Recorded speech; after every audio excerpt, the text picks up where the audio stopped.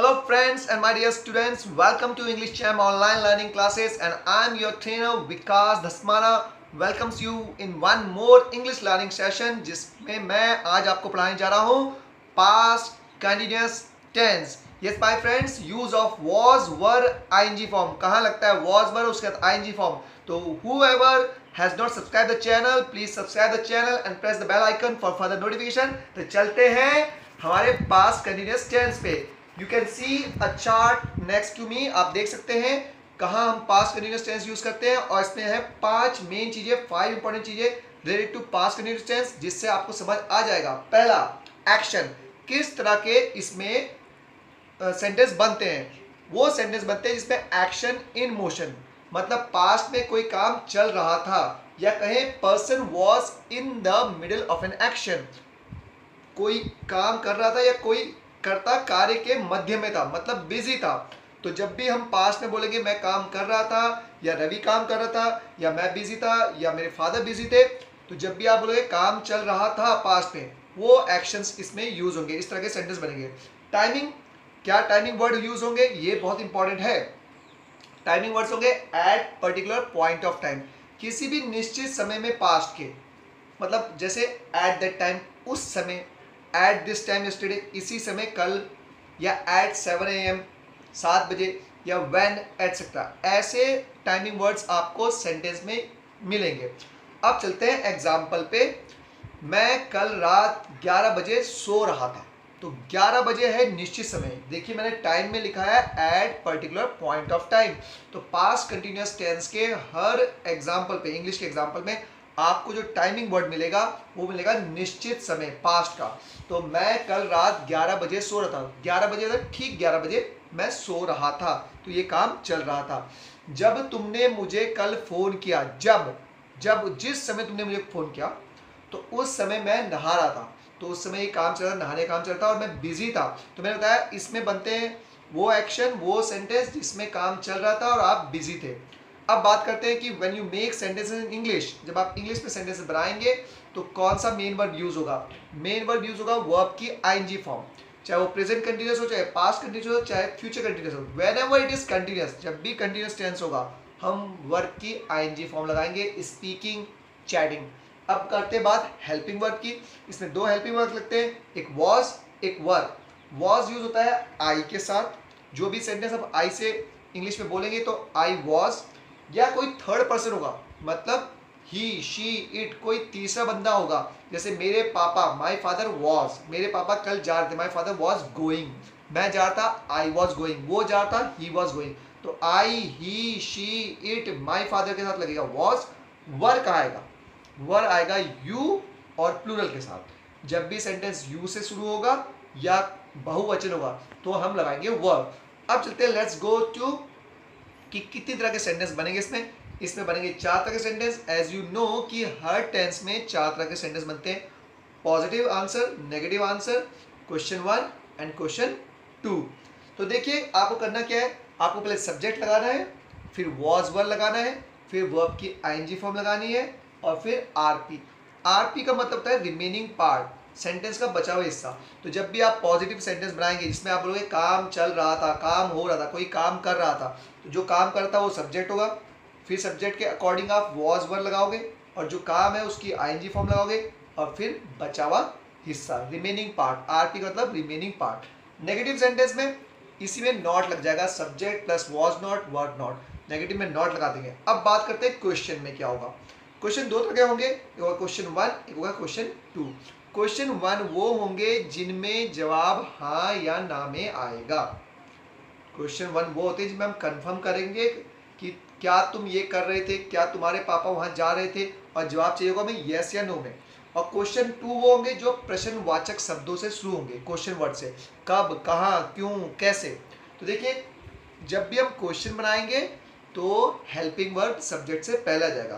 तो आप देख रहे हैं पॉजिटिव और नेगेटिव सेंटेंस में ऊपर देखिए सब्जेक्ट के बाद लग रहा है वॉज वर और क्वेश्चन में सब्जेक्ट से पहले लगेगा. तो जब भी हम कंफर्मेशन क्वेश्चन बनाएंगे, क्वेश्चन 1 बनाएंगे जिसमें हमें जवाब चाहिए हाँ या ना में, उसमें हम वॉज वर से स्टार्ट करेंगे. जिसमें हम बोलेंगे क्या तुम्हारे पापा कल दिल्ली जा रहे थे, क्या तुम उस समय सो रहे थे? तो हिंदी में तो आपको क्या सुनाई देगा, बट वो होगा was verb, helping verb. Was verb subject verb I N G remaining part. और क्वेश्चन 2 में वही करना है, उससे पहले क्वेश्चन वर्ड लगा दे रहे हैं, what, when, where, why, how plus was verb. अब मैं आपको एग्जांपल बताऊंगा, then it will be more clear to you. तो देखिए 3 सिचुएशन में पास्ट कंटिन्यूअस टेंस यूज होता है। पहली सिचुएशन, सब्जेक्ट मतलब कर्ता पास्ट में किसी निश्चित समय बिंदु पर्टिकुलर पॉइंट ऑफ टाइम पर कार्य को करने में बिजी था, या कहें उस समय बिंदु पर कार्य कर रहा था। जैसे मैं कल 11 बजे सो रहा था, तो निश्चित समय बिंदु क्या है, हमने बोला निश्चित पर्टिकुलर पॉइंट ऑफ टाइम, तो 11 बजे। तो जब भी आप बोलोगे उस समय, तो आप लगाओगे पास्ट कंटिन्यूअस टेंस।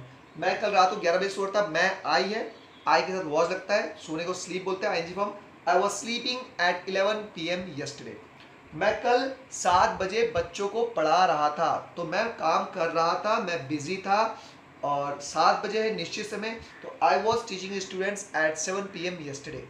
मेरा भाई इस समय पिछले रविवार मूवी देख रहा था, इस समय पिछले रविवार, पास्ट में निश्चित समय में इसी समय मूवी देख रहा। मेरा भाई है थर्ड पर्सन, तो थर्ड पर्सन आदमी आता है वॉज, तो my brother was watching a movie at this time last Sunday. अब चलते हैं सेकंड सिचुएशन में कि कहाँ लगता है पास्ट कंटिन्यूअस टेंस। जब पास्ट में एक काम हुआ था, जब पास्ट में एक काम हुआ था, तो उसी समय दूसरा काम चल रहा था। एक ऐसी हिंदी आएगी कि एक काम हुआ था और उस समय दूसरा काम चल रहा था, समझिए एग्जाम्पल से। और यही एग्जाम्पल्स आपको भी लिखने हैं मेरे साथ साथ कमेंट बॉक्स में, जिससे कि मैं चेक कर सकूं कि आपको कितना समझ आ रहा है। जब तुमने मुझे कल फोन किया, जब तुमने मुझे कल फोन किया, ये तो हुआ काम हुआ, तो उस समय मैं नहा रहा था। तो देखिए यहाँ पर 2 सेंटेंस है, एक है past indefinite, past simple tense, जब फोन किया बस एक हुआ, वो काम नहीं करता, फोन कर रहा था नहीं बोला। जब तुमने मुझे कल फोन किया, तो इसमें आएगी second form. When you called me yesterday, क्योंकि पास्ट सिंपल टेंस में आती है सेकंड फॉर्म।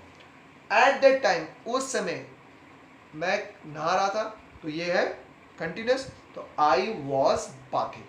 सेकेंड एग्जाम्पल है, जब सर क्लास में आए, जब सर क्लास में आए मतलब एंटर हुए, तो सर आए एक बार, तब उस समय बच्चे हल्ला कर रहे थे, तो सर आए, ये है पास्ट सिंपल टेंस, इसमें लगेगी सेकंड फॉर्म।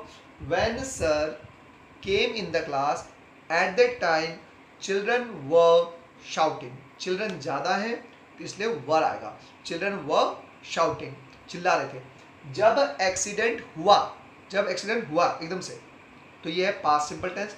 तब ड्राइवर गाड़ी बहुत तेज चला रहा था, तो ड्राइवर बिजी था, काम चल रहा था, तो व्हेन एक्सीडेंट टुक प्लेस होती है पास्ट की सिंपल फॉर्म में, सेकंड फॉर्म है टेक प्लेस की, एक्सीडेंट हुआ। At the time the driver was driving very fast.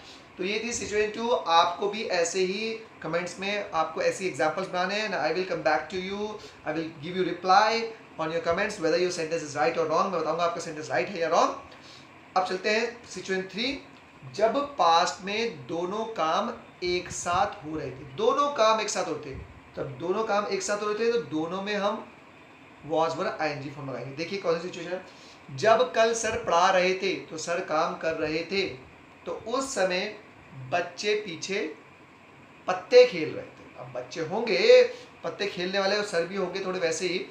तो जब कल सर पढ़ा रहे थे, तो सर पढ़ा रहे थे, जब को व्हेन सर है थर्ड पर्सन, तो वॉज आएगा।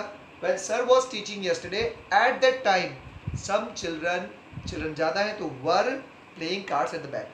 बाकी दोनों एग्जाम्पल्स आप देख लीजिएगा my friends, my dear students. और अब हम चलते हैं लास्ट स्लाइड पे अपनी, और आपको बताइए कैसे आंसर से क्वेश्चन और कैसे क्वेश्चन से आंसर बनेगा, जो मैंने आपको पहले समझाया था। देखिए आंसर में पास्ट कंटिन्यूअस में सब्जेक्ट आएगा, फिर वॉज वर्ब, फिर आईएनजी फॉर्म आएगा, और क्वेश्चन में वही वॉज वर्ब सब्जेक्ट से पहले लग रहा है। देखिए आप, was verb plus subject plus verb I N G, ये है क्वेश्चन 1। और क्वेश्चन 2 में उस वॉज वर्ब से पहले प्रश्नवाचक शब्द। Sir was teaching yesterday at that time, sir उस समय कल पढ़ा रहे थे, यह है आंसर। अगर हम इसी को बोलें कि क्या सर उस समय पढ़ा रहे थे, तो ये हो गया कंफर्मेशन क्वेश्चन 1, क्योंकि क्या से शुरू हो रहा है, जवाब आएगा हाँ या ना में, तो वही सर वॉज का क्या बन जा रहा, वॉज सर टीचिंग। तो जब भी हम क्वेश्चन पूछेंगे, whenever we ask a question we put the helping verb before the subject, subject से पहले हम हेल्पिंग वर्ब लगा देंगे, यहाँ पर वॉज हेल्पिंग वर्ब। जब अगला सेंटेंस है when sir came in the class, जब सर क्लास में आए, at the time children were shouting, बच्चे चिल्ला रहे थे, ये है पॉजिटिव आंसर। इसी को अगर हम पूछे क्या बच्चे चिल्ला रहे थे जब सर क्लास में आए, तो देखिए चिल्ड्रन वर शाउटिंग का हो जाएगा वर चिल्ड्रन शाउटिंग। तो whenever you make a question, आप वही हेल्पिंग वर्ब को सब्जेक्ट से पहले लगा देंगे। थर्ड एग्जांपल आप देख सकते हैं माय डियर स्टूडेंट्स, ऐसे ही आपको एग्जांपल कमेंट्स में लिखने हैं। आई होप आप लोगों को you must have understood the past continuous tense and I am confident that you will not have any problem after watching this class. So I just say to you that if you have liked this video, so please share the video and do your comment in the comment box so that I can back to you. So till then, have a nice time. Sayonara.